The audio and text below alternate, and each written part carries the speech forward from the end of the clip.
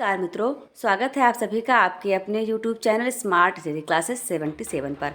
हम लेकर के आए हैं आपके लिए बहुत ही बेहतरीन क्लास और एक दुर्लभ क्लास है। क्योंकि आप देखेंगे कि इसमें जितने सारे पॉइंट दिए गए हैं वो आपकी परीक्षा के लिए एकदम रामबाण हैं। नेशनल एजुकेशन पॉलिसी 2020 यह EMRS के पाठ्यक्रम में शामिल है। नेशनल एजुकेशन पॉलिसी आपको बताते चले हम कि आपका जो EMRS का सिलेबस है उसमें 5 नंबर के प्रश्न इससे पूछे जाएंगे। अब बिंदु बिंदु से सिंधु होता है, एक एक नंबर मिलाकर ही आप इस परीक्षा को क्वालिफाई कर पाएंगे। तो हमारा यह पूरा प्रयास है कि आपके जितने भी प्रश्न होंगे आपको हमारी ही क्लास से मिले। इसकी लगभग 2-3 क्लासेस बन जाएंगी, तो आप सभी क्लासेस को देखते रहिए, हमारे साथ बने रहिए। सबसे पहले आप चैनल को सब्सक्राइब कर लीजिए और यदि आप इस शानदार PDF को प्राप्त करना चाहते हैं तो आप टेलीग्राम पर जाइए और वहाँ पर लिखिए SSC 77। वहाँ पर आप हमारे चैनल से ऐड हो जाइए और आपको ये सारी क्लासेस की PDF फ्री में प्राप्त हो जाएंगी, कोई चार्ज आपको नहीं देना पड़ेगा। अब एक मोटिवेशनल पंक्ति से आज की क्लास की शुरुआत होती है। शिक्षा वह शेरनी का दूध है जो जितना पिएगा उतना दहाड़ेगा। यह कथन था भीमराव अम्बेडकर जी का। भीमराव अम्बेडकर कौन थे? संविधान निर्मात्री सभा के अध्यक्ष थे और उन्होंने इस उक्ति को कहा था, शिक्षा वह शेरनी का दूध है जो जितना पिएगा उतना दहाड़ेगा। से तात्पर्य यह है कि जिसके पास जितनी ज़्यादा जानकारी होगी वही तो किसी भी मुद्दे पर बोल पाएगा, किसी को कुछ बता पाएगा। अब जैसे आप नेशनल एजुकेशन पॉलिसी को ही ले लीजिए, कोई आपसे कह दे कि चलो भाई इसके बारे में कुछ बताओ, NEP के बारे में कुछ बताओ। यदि आपने इसके बारे में कोई जानकारी प्राप्त नहीं की है तब आप क्या बता पाएंगे? कुछ नहीं बता पाएंगे। इसलिए आपको जानकारी होना अत्यंत आवश्यक है। आप जितना ज़्यादा पढ़ेंगे उतना ही ज़्यादा दहाड़ेंगे। तो आप दहाड़ते रहिए और हमारे साथ पढ़ते रहिए। आइए देखते हैं हम पहला क्वेश्चन नेशनल एजुकेशन पॉलिसी 2020 से। बहुत ही शानदार क्लास होने वाली है, बहुत ध्यान से पढ़िए इसको, आप एक भी क्वेश्चन आप मिस मत करिए। पहला प्रश्न है आपकी स्क्रीन पर, पढ़ लीजिए आप भी इसको। भारत की पहली राष्ट्रीय शिक्षा नीति कब आई थी? भारत की पहली राष्ट्रीय शिक्षा नीति कब आई थी? 1968 में आई थी, 1970 में, 1960 में या फिर 1986 में? तो मित्रों, भारत की जो पहली राष्ट्रीय शिक्षा नीति आई थी वो इंदिरा गांधी के शासनकाल में आई थी। कब आई थी? इंदिरा गांधी के शासनकाल में। इंदिरा गांधी कौन थी? तो हमारे देश की प्रथम महिला प्रधानमंत्री रही है इंदिरा गांधी, और ये पंडित जवाहरलाल नेहरू की पुत्री थी। यानी 1968 में पहली राष्ट्रीय शिक्षा नीति आई है और उसी के आधार पर अगली राष्ट्रीय शिक्षा नीति भी आई। तो आपका यहाँ पर सही जवाब हो जाएगा ऑप्शन नंबर ए, यानी कि भारत की पहली राष्ट्रीय शिक्षा नीति जो है वो 1968 में आई थी। इसको नोट कर लीजिए आप और बढ़ते चलिए, हमारे साथ पढ़ते चलिए। यहाँ PDF में लिखा भी गया है 1968, यानी ऑप्शन नंबर ए सही है। अब आप बताइए, हमको इस प्रश्न का जवाब दीजिए कि राष्ट्रीय शिक्षा नीति, देखिए सारे क्वेश्चन राष्ट्रीय शिक्षा नीति पर हैं क्योंकि स्पेशल यह क्लास जो है NEP पर आधारित है। इसलिए आपसे जितनी शिक्षा नीतियां हैं उनके बारे में भी थोड़ी जानकारी आपको प्रदान की जाएगी, स्पेशली 2020 वाले को टारगेट किया गया है। तो राष्ट्रीय शिक्षा नीति 2020 द्वारा विद्यालयी शिक्षा की नई पाठ्यचर्या यानी शैक्षणिक संरचना क्या होगी? क्या 5+3+2+2 होगी, 5+3+3+4 होगी, 2+5+3+4 होगी, या फिर 10+2+3 होगी? तो मित्रों, आपको हम बताते चले कि जो आपकी नेशनल एजुकेशन पॉलिसी 2020 आई है उसके अकॉर्डिंग आपको जो पाठ्यचर्या की रणनीति है, शैक्षणिक संरचना है, वह 5+3+3+4 होने वाली है। यानी बच्चे का एडमिशन आपको करवाना पड़ेगा 3 साल की उम्र में। वह यानी आंगनबाड़ी की जो एजुकेशन आप देते थे, आंगनबाड़ी में बच्चों को भेजते थे, तो वही तरीके से यहाँ पर बच्चों को किताब कापी कुछ नहीं ले जाना पड़ेगा। इस तरीके का प्ले ग्रुप होगा, वहाँ पर बच्चा 5 साल पढ़ेगा, यानी सेकेंड क्लास तक वो पढ़ेगा 5 साल के अंतर्गत। फिर सेकेंड क्लास में जब पहुँच जाए, सेकेंड क्लास तक उसकी कोई परीक्षा नहीं की जाएगी और यह प्रक्रिया पूरी होगी 5 साल की। पूरी ये प्रक्रिया जो है 5 साल की प्रक्रिया, 5 साल स्कूल जाने के बाद बच्चा पहुंच जाएगा, सेकंड क्लास उत्तीर्ण कर लेगा। फिर थर्ड में पहुंचेगा। थर्ड में देखिए 3 स्टेप में आए, 3 क्लास रहेंगी, यानी थर्ड, फोर्थ और फिफ्थ, ये हो गया। उसके बाद फिर फिफ्थ के बाद 6, 7 और 8 में जाएगा। फिर आपका जो 4 लिखा हुआ है, 4 यानी कि 9, 10, 11 और 12। 12th। ये आपकी राष्ट्रीय शिक्षा नीति के हिसाब से पाठ्यचर्या की शैक्षिक संरचना बनाई गई है। तो बहुत ही अच्छी संरचना है। अब बच्चे को आपको ज़बरदस्ती स्कूल नहीं भेजना पड़ेगा। क्यों? क्योंकि वहाँ पर उसके लिए खेलने के भी साधन उपलब्ध कराए जाएंगे। बच्चा खुशी खुशी से 3 साल में विद्यालय जाएगा। वहाँ पर वह उठना बैठना पढ़ना लिखना सीखेगा, जहाँ पर उसको निःशुल्क शिक्षा तो दी ही जा रही है, उसके अलावा उसको खेलने के संसाधन उपलब्ध कराए जाएंगे। खेल खेल में उसको शिक्षा दी जाएगी। और जो बच्चों के ऊपर एक अतिरिक्त बोझ हो जाता है, उनको बैग लेकर जाना है, तो बैग लेकर उनको नहीं जाना पड़ेगा। साथ ही साथ उनके ऑल डेवलपमेंट के जितने भी संसाधन होंगे वो सारे उपलब्ध कराए जाएंगे। और बहुत अच्छे तरीके से इस पॉलिसी को बनाया गया है। इसके लिए बहुत बहुत धन्यवाद देना चाहिए रंगराजन महोदय को। तो ऑप्शन नंबर बी को आप सही कर लीजिए। ऑप्शन नंबर बी आपको दिख रहा है, 5+3+3+4 की संरचना को मान्यता प्रदान की गई है, बनाया गया है। आगे देखिए, नीचे 2 कथन दिए गए हैं। कितने कथन दिए गए हैं? 2 कथन दिए गए हैं। अब दोनों को आप ध्यान से पढ़िए। शिक्षा पर राष्ट्रीय नीति यानी जो राष्ट्रीय शिक्षा नीति 2020 है के अनुसार देश में शोध हेतु सभी निधि प्रदाता एजेंसियों का एक निकाय राष्ट्रीय शोध प्रतिष्ठान NRF में विलय कर दिया जाएगा। क्या यह आपके अकॉर्डिंग सही है? NRF का मुख्य उद्देश्य हमारे देश में गुणवत्तापूर्ण शोध को उत्प्रेरित करना है। कथन 1 और 2 सत्य हैं। अब आपको इन कथनों के आधार पर निष्कर्ष निकालना है। कथन 1 और 2 क्या दोनों ही सत्य हैं या फिर दोनों असत्य हैं? कथन 1 सत्य है किंतु कथन 2 असत्य है, क्या ऐसा है? या फिर कथन 1 असत्य है किंतु कथन 2 सत्य है? तो इसमें जो सही जवाब हो जाएगा ऑप्शन नंबर डी, यानी कि कथन 1 आपका जो है वो असत्य है लेकिन कथन 2 सत्य है। आप ध्यान से पढ़िए इसको, और आप चाहे तो स्क्रीनशॉट ले लीजिए, चाहे आप हमारे टेलीग्राम चैनल पर आ जाइए, वहाँ पर आपको इसकी PDF प्राप्त हो जाएगी। आप PDF से पढ़ाई कर लीजिए, लेकिन एक एक बिंदु को बहुत ही ध्यान से अच्छे तरीके से पढ़ना है, अध्ययन करना है। बहुत मेहनत से PDF बनाई गई है हमारे सर के द्वारा, तो आप उस मेहनत को सार्थक करिए अच्छे से पढ़ करके, और हमारे चैनल को सब्सक्राइब कर दीजिए। चलिए अब आगे बताइए, राष्ट्रीय मानकों और गुणवत्ता को सुनिश्चित करने के लिए निम्न में से किसे 1 नेशन 1 स्टैंडर्ड को मंत्र के रूप में वर्णित किया गया है?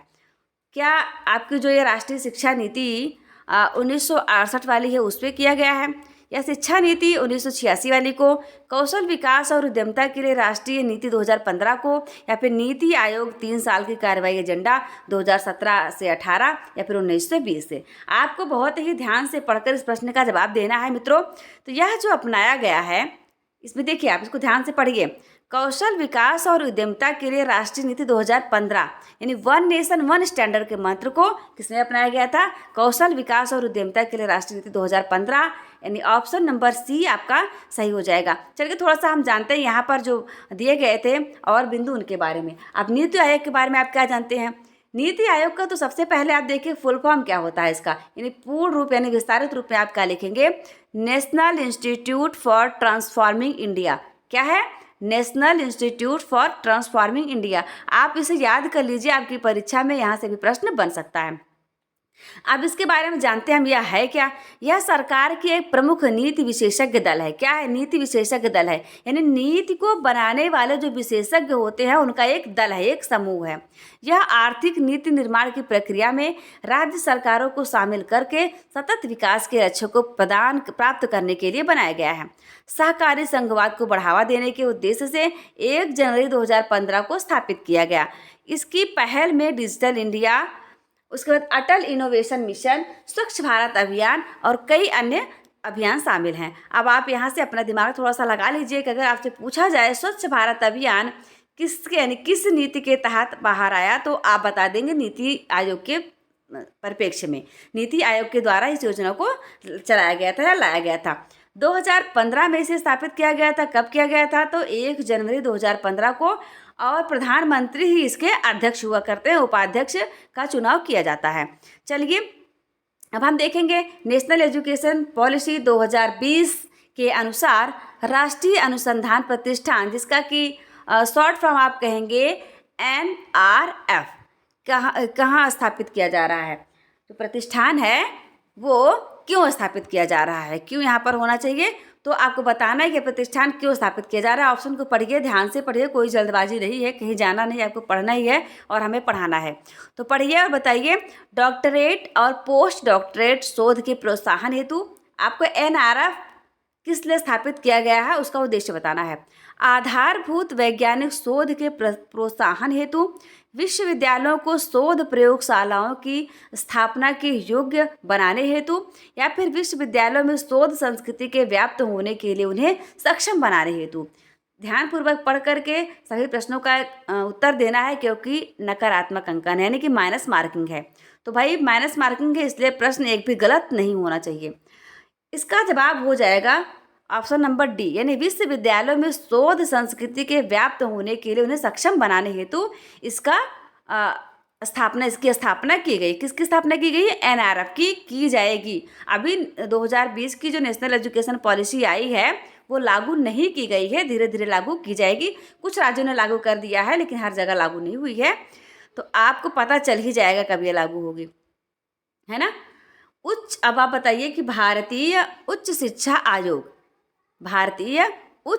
आयोग जिसे कि आप कहेंगे higher education council of India के 4 स्वतंत्र ऊर्ध्वस्तों में कौन शामिल नहीं है। देखिए, पहले प्रश्न का जवाब आपको मिल गया है। जैसे पूछा जाए कि higher education council of India के कितने स्वतंत्र ऊर्ध्वस्त हैं, तो आप बता देंगे 4 ऊर्ध्वस्त हैं। इसका जवाब तो आपको प्रश्न मिल गया।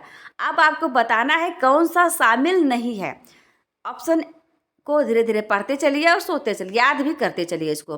राष्ट्रीय प्रत्यायन परिषद, जिसे संक्षिप्त रूप में आप कहेंगे एनएसी, राष्ट्रीय उच्च शिक्षा नियामक परिषद एनएचईआरसी, सामान्य शिक्षा परिषद जीईसी, उच्चतर शिक्षा अनुदान परिषद एचईजीसी, या फिर सभी को शामिल किया गया है।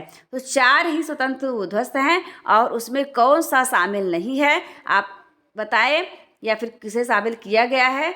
तो मित्रों, यहाँ पर ये जो चारों हैं यही इसके चारों ऊर्ध्वस्त हैं, यानी सभी को शामिल किया गया है। बहुत ही अच्छा प्रश्न है, आप इसके माध्यम से इन चारों के बारे में जानकारी प्राप्त कर पाएंगे। तो याद कर लीजिए, राष्ट्रीय प्रत्यायन परिषद, राष्ट्रीय उच्च शिक्षा नियामक परिषद, सामान्य शिक्षा परिषद, उच्चतर शिक्षा अनुदान परिषद, या आप इंग्लिश में भी याद कर लीजिए एनएसी, एनएचईआरसी, जीईसी, एचईजीसी।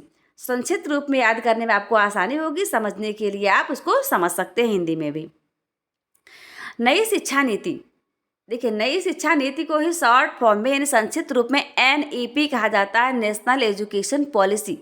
2020 के अनुसार भारत के उच्चतर शिक्षा आयोग यानी higher education council of India का प्रथम ऊर्ध्वस्त क्या होगा। देखिए, अभी हमने बताया था इसके 4 ऊर्ध्वस्त थे और चारों के नाम बताए थे आपको, लेकिन जो पहला ऊर्ध्वस्त होगा उसे बताना पहला कौन सा है। ये हैं तो ये चारों ही, लेकिन पहला कौन सा है इसको बताना आपको। क्या राष्ट्रीय प्रत्यायन परिषद है, राष्ट्रीय शिक्षा नियामक परिषद है, सामान्य शिक्षा परिषद है, या फिर उच्चतर शिक्षा अनुदान परिषद है। तो मित्रों, इसमें आपका सही जवाब हो जाएगा ऑप्शन नंबर बी, यानी कि राष्ट्रीय शिक्षा नियामक परिषद, जिसे आप संक्षिप्त शब्दावली में कहेंगे एनएचईआरसी। क्या कहेंगे? एनएचईआरसी। याद करते चलें, इसको नोट करते चले आप। शिक्षकों के ऑनलाइन प्रशिक्षण के लिए प्रौद्योगिकी मंचों का उपयोग करने के लाभ निम्न में से नहीं है। नहीं पर आपको विशेष ध्यान देना है, नहीं तो आप नहीं के चक्कर में हाँ वाला करके आ जाएंगे और फिर आपका नंबर कट जाएगा। तो मित्रों, आपको नंबर घटाना नहीं है बल्कि नंबर बढ़ाना है, और बढ़ाने के लिए ही इतना प्रयास किया जा रहा है हमारे टीम के द्वारा। इतनी मेहनत की जा रही है आपके लिए, इतने सारे कंटेंट ढूंढ करके उसे टाइप किया जा रहा है, आपको बताया जा रहा है। तो उस मेहनत को आपको व्यर्थ नहीं जाने देना है, अच्छे तरीके से पढ़ना है और सिलेक्शन ले लेना है। तो पहला ऑप्शन आप देखिए, यह शिक्षकों को नवीन शिक्षण विधियों और शोध पर रहने में मदद करता है। यह शिक्षकों को वीडियो, ऑडियो और पाठ्य योजनाओं जैसे संसाधनों की एक विस्तृत श्रृंखला तक पहुंच प्रदान कर सकता है। क्या ये सारी संभावना है, क्योंकि अभी लागू नहीं हुई है ना, इसलिए सकता है के रूप में आ रहा है। यह शिक्षकों को एक दूसरे के साथ सहयोग करने और विचारों को साझा करने तथा स्वयं के ऑनलाइन पाठ्यक्रम को विकसित करने में मदद करता है। चौथा है, यह शिक्षकों को शिक्षण के दौरान अतिरिक्त आय के साधन पैदा कर सकता है। तो आप अपने विवेक से सोचिए, इसमें ऐसा कौन सा है जो प्रौद्योगिकी मंच के उपयोग का जो लाभ है वो नहीं है। आप इसे अपने व्यक्तिगत आधार पर मत सोचिए, नेशनल लेवल पर सोचिए। नहीं, व्यक्तिगत आधार पर सोचेंगे तो आप ऑप्शन नंबर डी को सही कर देंगे, क्योंकि आपको लगेगा कि अतिरिक्त आय का साधन है, चलो इसको इस्तेमाल करते हैं। तो नहीं भाई, आपको राष्ट्र हित में सोचना है, देश हित में सोचना है, उसको सोचकर इस प्रश्न का जवाब देना है। तो यहाँ पर कौन सा लाभ नहीं होना चाहिए? ऑप्शन नंबर डी, यानी शिक्षकों के शिक्षण के दौरान अतिरिक्त आय के साधन पैदा कर सकता है, ऐसी कोई संभावना नहीं व्यक्त की जाती, क्योंकि गवर्नमेंट आपको इतना पैसा देती है, इतनी तनख्वाह देती है कि आप जो है अपना खर्च चला सके, इसलिए ये सब करने की इजाज़त बिल्कुल भी आपको नहीं दी जाएगी, है ना। बाकी शेष तीनों जो हैं शिक्षकों को नवीन शिक्षण विधियों और शोध पर रहने मदद कर सकता है, या शिक्षकों को वीडियो, ऑडियो और पाठ्य योजनाओं जैसे संसाधनों की एक विस्तृत श्रृंखला तक पहुँच प्रदान कर सकता है, या शिक्षकों को एक दूसरे के साथ सहयोग करने और विचारों को साझा करने तथा स्वयं के ऑनलाइन पाठ्यक्रम को विकसित करने में मदद कर सकता है। ये सारी क्वालिटी इसके अंतर्गत है, लेकिन ऑप्शन नंबर डी नहीं है। चलिए अब आप बताइए, इसका जवाब दीजिए। राष्ट्रीय शिक्षा नीति 2020 में निम्नलिखित कौन से प्रौद्योगिकी मंचों के नाम का उल्लेख किया गया है जिनके माध्यम से शिक्षकों के ऑनलाइन प्रशिक्षण को प्रोत्साहित किया जाएगा? स्वयं को, दीक्षा को, परख। देखिए, सबसे पहले आप ये समझ लीजिए कि ये सारे ही जो है प्रश्न में स्पष्ट हो रहा है कि ये सारे जो कौशल हैं, जो प्रौद्योगिकी मंच हैं, ये सभी शिक्षकों के ऑनलाइन प्रशिक्षण से संबंधित हैं। आपसे यह भी प्रश्न बन सकता है कि शिक्षकों के प्रशिक्षण से संबंधित कौन से मंच हैं, तो आप बता सकते हैं स्वयं है, दीक्षा है, परख है, जो भी है आप इनका जवाब दे सकते हैं। लेकिन यदि आप ध्यान से नहीं पढ़ेंगे तो आप सोचेंगे हमको तो कभी पढ़ाया ही नहीं गया, हमने इसको पढ़ा ही नहीं, हम कैसे जवाब दें? जवाब दीजिए, ऑप्शन नंबर डी सही हो जाएगा। यानी ए एवं जो बी है, ये दोनों ही ऐसे शैक्षिक मंच हैं जिनके माध्यम से शिक्षकों को ऑनलाइन प्रशिक्षण के लिए प्रोत्साहित किया जाएगा जब शिक्षा नीति लागू होगी। अब चलिए लल्लन टॉप बातों को जान लेते हैं। लल्लन टॉप है भाई, तो कौन सी बातें लल्लन टॉप में है? राष्ट्रीय शिक्षा नीति 2020। देखिए भाई, वही मुद्दा है हमारा NEP 2020। तो 2020 को ध्यान में रखते हुए क्लास डिज़ाइन किया गया है और इसके सारे प्रश्न उसी से आधारित हैं। तो राष्ट्रीय शिक्षा नीति 2020 शिक्षकों के लिए ऑनलाइन प्रशिक्षण के लिए स्वयं और दीक्षा, जो कि प्रौद्योगिकी मंचों के उपयोग में है, उन्हें प्रोत्साहित करती है। इस बिंदु को भी आप याद कर लीजिए। अब एक बात और है, आप स्वयं क्या है? अब स्वयं क्या, आप सेल्फ को समझ ले रहे, खुद को समझ ले जी नहीं। स्वयं क्या है? यह एक व्यापक खुला ऑनलाइन पाठ्यक्रम है जिसे मूक कहा जाता है। मंच है जो शिक्षा सहित विभिन्न विषयों पर निःशुल्क पाठ्यक्रम प्रदान करता है। आप गूगल पर जाकर सर्च करिएगा, आपको मिलेगा, तो आप इसके बारे में अच्छे तरीके से पढ़ते रहिए, जानते रहिए। अब दीक्षा क्या है? दीक्षा के बारे में जान लेते हैं हम। दीक्षा किसी लड़की का नाम तो हो सकता है, लेकिन उसके अलावा यह एक मंच भी है। कैसा मंच है? डिजिटल मंच है। यह एक डिजिटल अधिगम मंच है। अधिगम का मतलब होता है सीखना। अधिगम का मतलब क्या होता है मित्रों? सीखना होता है। तो यह एक डिजिटल अधिगम मंच है जो शिक्षकों को वीडियो, ऑडियो और पाठ योजनाओं जैसे संसाधनों तक पहुंच प्रदान करता है। क्या करता है? ये जैसे वीडियो, शिक्षक पढ़ाता है, उसे पढ़ाने के लिए किसी प्रकार के वीडियो मटेरियल, ऑडियो चाहिए और पाठ योजना किस प्रकार से बनाई जाए, क्या आइडिया होगा, तो उन सभी संसाधनों तक उसे पहुंच प्रदान करता है, यानी उन सबके बारे में जानकारी प्रदान करता है। आपका यह दीक्षा मंच है। आयुष आप जानते हैं क्या? आयुष क्या है? आयुष जो है वो भारत सरकार का एक मंत्रालय है जो पारंपरिक भारतीय चिकित्सा के विकास और प्रचार के लिए काम करता है। आपने सुना होगा जब कोरोना काल चल रहा था, तो कोरोना काल में आयुष मंत्रालय गाइडलाइन जारी करता था, लोगों के लिए बताया करता था ना, आप पुदीने का उपयोग करिए, नीम के पत्ती का उपयोग करिए, काली मिर्च का काढ़ा बना के पिए, तुलसी पत्ती। तो ये क्या करता था? ये जो हमारा आयुष मंत्रालय था, वही ये सारी एडवाइजरीज जारी करता था लोगों के लिए। तो आप ये भी जानते रहिए कि आयुष क्या है। आयुष भारत सरकार का एक मंत्रालय है। अब परख को देख लेते हैं हम लगे हाथों। परख क्या है भाई? यही क्यों पीछे रह जाएं? परख भारत सरकार का एक कार्यक्रम है। क्या है? एक कार्यक्रम है, एक प्रोग्राम है जिसका लक्ष्य भारत के सरकारी स्कूलों में शिक्षा की गुणवत्ता में सुधार करना है। सरकारी स्कूलों की जो स्थिति है वो आप भी जानते हैं अच्छे तरीके से और हम भी जानते हैं, उसमें किसी को कुछ बताने की आवश्यकता नहीं, आप खुद भी देख रहे हैं। तो वही जो हालात हैं उनको सुधारने के लिए, उनकी गुणवत्ता में सुधार लाने के लिए ही इस मंच का ऑर्गेनाइजेशन हुआ है, इसका निर्माण हुआ है। अब आप बताते चलिए राष्ट्रीय शिक्षा नीति। फिर देखिए, राष्ट्रीय शिक्षा नीति आपको 2020 वाले के बारे में बात की जा रही है। 2020 में की गई संस्तुतियों के अनुसार ... इन्हें आपको इस कॉलम में पूर्ति करना है। किसकी? अभी आपको बताया जाएगा। तक सभी उच्चतर शिक्षा संस्थानों यानी HELE का लक्ष्य बहुविषयी संस्थानों में परिणत होना है तथा विद्यार्थियों के नामांकन में बहुत अधिक वृद्धि करना है। यानी ये सारी चीज़ें जो आपको बताई जा रही हैं कि बहुत अधिक संख्या में आप वृद्धि कर लेंगे, बहुत सारे लक्ष्यों को प्राप्त कर लेंगे, तो वो किस सन तक हो जाएगा, इसका पूछने का तात्पर्य यही है, कौन सन तक होगा।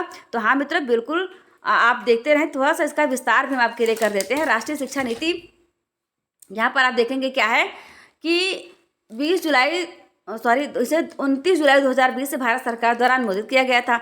भारत सरकार द्वारा उच्च शिक्षा के लिए की गई सिफारिशें 2040 तक, आपके प्रश्न का जवाब जो था वो 2040 तक सभी उच्च शिक्षा संस्थान बहुविषयक संस्थान बनने का लक्ष्य रखेंगे। निम्न में से प्रत्येक का लक्ष्य 3000 या अधिक विद्यार्थियों को रखना होगा। आप प्रत्येक बिंदु को ध्यान से पढ़ते चले, यहाँ पर एक भी बिंदु आपको फालतू नहीं मिलेंगे। आप सोचेंगे उसे स्किप कर दे, स्किप बिल्कुल मत करिएगा। 2030 तक प्रत्येक जिले में या उसके पास कम से कम एक बड़ा बहुविषयक उच्च शिक्षा संस्थान होगा। कब तक होगा? 2030 तक बहुविषयक उच्च शिक्षा संस्थान होगा। अभी आप देखेंगे बहुत सारे एरियाज तो ऐसे हैं जहाँ पर आपको दूर दूर तक महाविद्यालय विश्वविद्यालय नहीं मिलेंगे, तो उस कमी को पूरा करना है, लक्ष्य रखा गया है 2030 तक। और 2040 तक सभी उच्च शिक्षा संस्थान बहुविषयक संस्थान बनने का लक्ष्य रखेंगे। बहुविषय का मतलब होता है बहुत सारे विषय। अभी आपको समस्या आती है, यदि आप कहीं कहीं जाते हैं, किसी कॉलेज में पढ़ना चाहते हैं, आपको कुछ सब्जेक्ट पढ़ना है तो वो सब्जेक्ट वहाँ नहीं रहता है, तो ऐसी समस्या जो है वो दूर कर दी जाए। कब तक? 2040 तक। ध्यान रखें, आप इन सभी सन को याद कर लीजिए। अब ये जो है एक बहुविषयक संस्थान वह है, बहुविषयक संस्थान के बारे में भी स्पष्ट किया जा रहा है। वह संस्थान जो कला और मानविकी से लेकर विज्ञान और इंजीनियरिंग तक कई तरह के शैक्षणिक कार्यक्रम प्रदान करता है। वही बातें हुई कि आप जिस भी माध्यम से पढ़ना चाहते हैं, वाणिज्य के विद्यार्थी हैं, साइंस के विद्यार्थी हैं, इंजीनियरिंग के हैं, डॉक्टर, जो भी आप पढ़ना चाहते हैं, आपको एक ही संस्थान में वो सारी सुविधाएं उपलब्ध करा दी जाए, आपको जगह जगह भटकना न पड़े। अभी देखिए, लोगों को इंजीनियरिंग करना है तो दूर किसी और कॉलेज में जाएंगे, डॉक्टर बनना है तो किसी दूसरे कॉलेज में जाएंगे, टीचर बनना है तो अलग कॉलेज देखना पड़ेगा। इस तरह की जो समस्याएं हैं तमाम प्रकार की, तो वो सारी दूर कर दी जाएंगी। सरकार का ऐसा लक्ष्य है, नेशनल एजुकेशन पॉलिसी का इस प्रकार के लक्ष्य रखा गया है। यह विद्यार्थियों को कौशल और ज्ञान की सहायता प्रदान करेगा, जो उन्हें 21वीं सदी की चुनौतियों के लिए अधिक रोजगार योग्य और बेहतर तैयार करता है। गुणवत्तापूर्ण शिक्षा सभी तक पहुंच हो उसकी, यह इसका विशेष उद्देश्य है।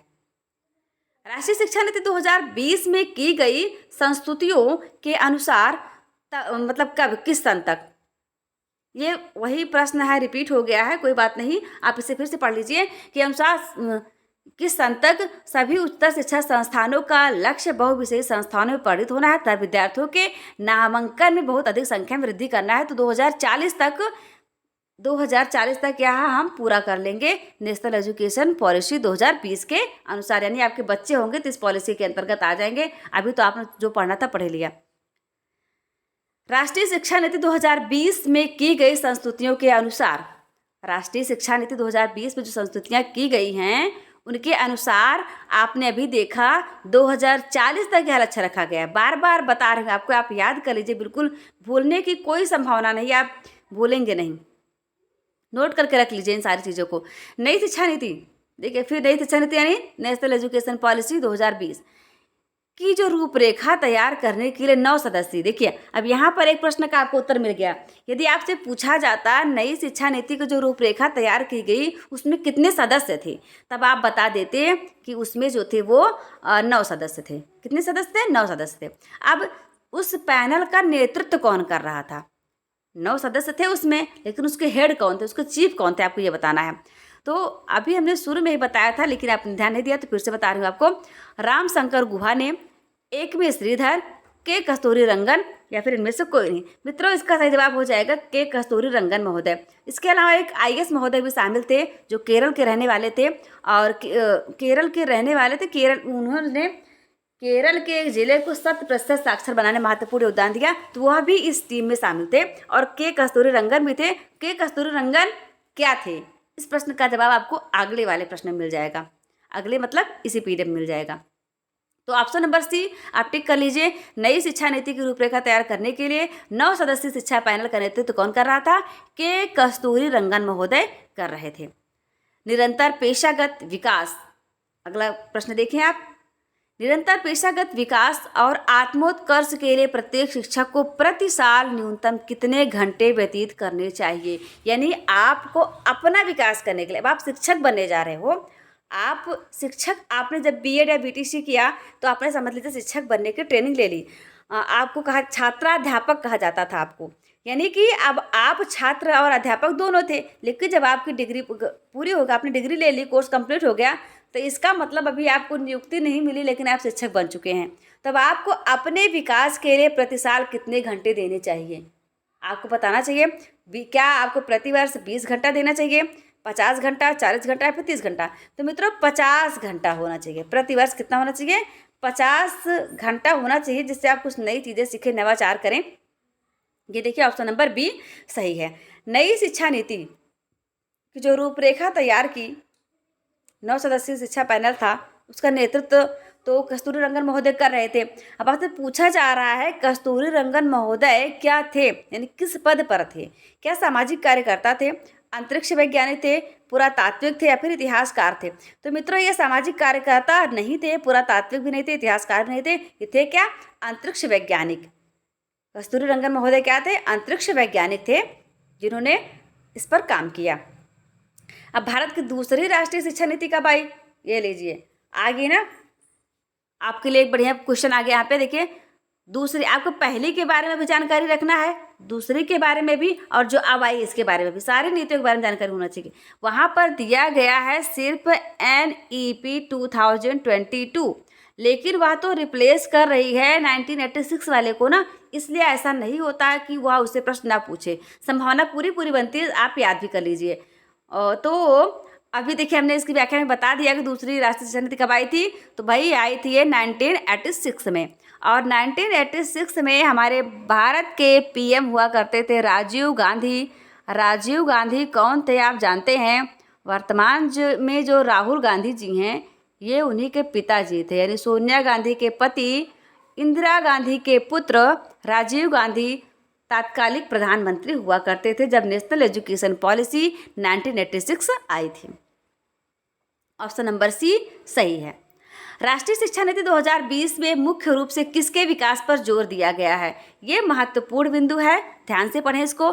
बेहतरीन निर्माण तकनीक, लोगों को रोजगार देना, लोगों को मुफ्त में शिक्षा देना, क्या फ्री में शिक्षा देना, प्रत्येक व्यक्ति का रचनात्मक विकास करना। तो सही जवाब क्या हो जाएगा? देखिए प्रश्नों की विशेषता यह रहती है कि आपको सारे प्रश्न का उत्तर जो रहता है सही, सारे बिंदु सही लगते हैं, लेकिन सही लगना और सही होना दोनों में अंतर है, इसलिए आपको सही लगने वाले पर टिक नहीं करना है, जो सही है उसी पर टिक करिए।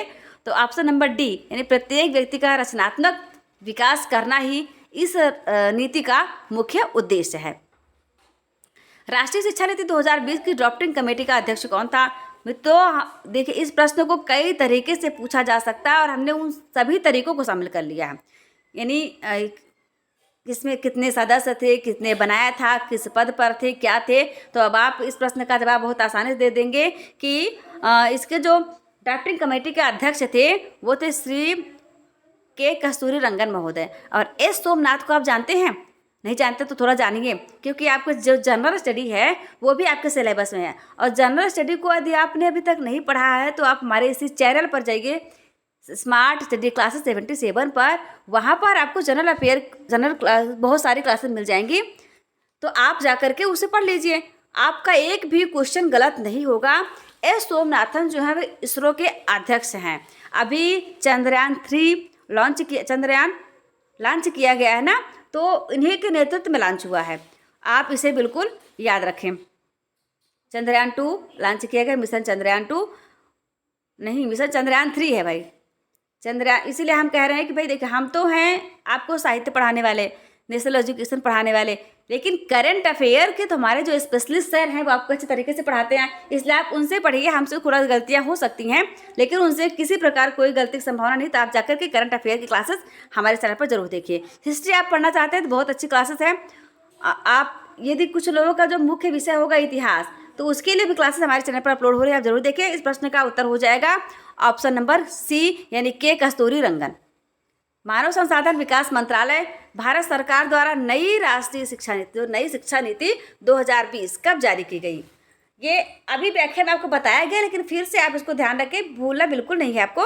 भाई ये 29 जुलाई 2020 को, 25 जुलाई 2020, 5 जुलाई 2020 या फिर 28 जुलाई 2020। तो देखिए, इस प्रश्न को दो तरीके से पूछा जा सकता है। एक तरीका तो आपका ये हो गया, दूसरा तरीका ये है, राष्ट्रीय शिक्षा नीति 2020 को केंद्रीय कैबिनेट द्वारा कब मंजूरी दी गई? तो कब दी गई थी? 29 जुलाई 2020 को। कब दी गई? 29 जुलाई 2020 को, यानी ऑप्शन नंबर ए आपका सही हो जाएगा। स्पष्ट तौर पर लिखा गया, आप उसे ध्यान से पढ़ें और लिखते चलें, इसका नोट्स बनाते चलें। अब आप बताइए कि जो ये आपकी नई शिक्षा नीति आई है, इसको किस मंत्रालय द्वारा जारी किया गया है? मानव संसाधन विकास मंत्रालय द्वारा, गृह मंत्रालय द्वारा, रक्षा मंत्रालय द्वारा या फिर राष्ट्रीय शिक्षा मंत्रालय द्वारा? ऑप्शन नंबर ए आपका सही हो जाएगा, मानव संसाधन मंत्रालय, जिसे आप एचआरडी मिनिस्टर कहते हैं, एचआरडी मिनिस्ट्री कहते हैं, ठीक है। तो उसी को हिंदी में कहा जाता है मानव संसाधन विकास मंत्रालय, और उसी के द्वारा यह जारी किया गया है। अब आप आगे बढ़िए, अब बताइए, राष्ट्रीय शिक्षा नीति में दिए गए शब्द, एक शब्द दिया गया है NCIVE, इसका पूर्ण रूप क्या होगा? जी हाँ मित्रों, आप संक्षिप्त रूप और पूर्ण रूप दोनों ही जानकारी रखिए, आप कुछ भी पूछ सकता है आपसे, एग्जामिनर है, माइंड पर डिपेंड करता है आपको किस प्रकार का प्रश्न पूछेगा। तो ऑप्शन नंबर ए को आप ध्यान से पढ़िए, इसमें गलती कतई नहीं होनी चाहिए। National committee for the integration of vocational education, या फिर option number B, national committee for intel of vocational education, या फिर ये तीसरा आपका जो है national committee for the integration of vocational element, या फिर चौथा है national committee for the integration of volatile education. Volatile education बताइए कौन सा है? आप ध्यान से पढ़ें फिर जवाब दें। जी हाँ मित्रों, पहला ऑप्शन है national committee for the integration of vocational education. इसका फुल फॉर्म हो जाएगा किसका? NCIV का। कंप्यूटर की क्लासेस भी हमारे चैनल पर अपलोड हो रही हैं, आप उसे भी देखें। 10 नंबर का कंप्यूटर आपसे पूछा जाएगा, आप हल्के मत लीजिए। 5 नंबर की आपकी NEP है, 10 नंबर का कंप्यूटर है, 10 नंबर का GK है। यदि आपने अभी तक अपना सिलेबस नहीं देखा तो सिलेबस को अवश्य देख लीजिए, और सिलेबस के अकॉर्डिंग पढ़ने के लिए हमारे चैनल पर अवश्य पधारें। ये देखिए कितनी सारी क्लासेस आपको हमारे चैनल पर अवेलेबल हैं। इन सारी क्लासों को देखने के लिए आप फ्री में पधारें। हमारे यहाँ कोई चार्ज नहीं है, कोई पेड बैच नहीं है हमारा, हमारी सारी क्लासेस जो है फ्री चलती हैं। तो आप चैनल को सब्सक्राइब कर लीजिए, वीडियो को लाइक कीजिए और अपने मित्रों तक शेयर करिए। और हाँ, राष्ट्रीय शिक्षा नीति अभी खत्म नहीं हुई है, इससे बनने वाले जो मोस्ट इंपॉर्टेंट और जो क्वेश्चन होंगे वो सब अगली क्लास में आपको देखने को मिल जाएंगे। तब तक के लिए आप हमारे साथ बने रहिए और इस हमारे चैनल को बढ़ाने में अपना योगदान प्रदान करते रहिए। बहुत बहुत धन्यवाद आपका देखने के लिए, और फिर से पधारने के लिए आपका आमंत्रण है। तो स्वस्थ रहिए, मस्त रहिए, और हाँ, जाने से पहले चैनल को सब्सक्राइब कर लीजिए, मित्रों तक शेयर भी कर दीजिए। इतना आपका नैतिक दायित्व बनता है, इतनी मेहनत की गई है हमारे सर के द्वारा, व्यर्थ नहीं होनी चाहिए। ठीक है, बहुत बहुत धन्यवाद आपका। नमस्कार, जय हिंद, जय भारत।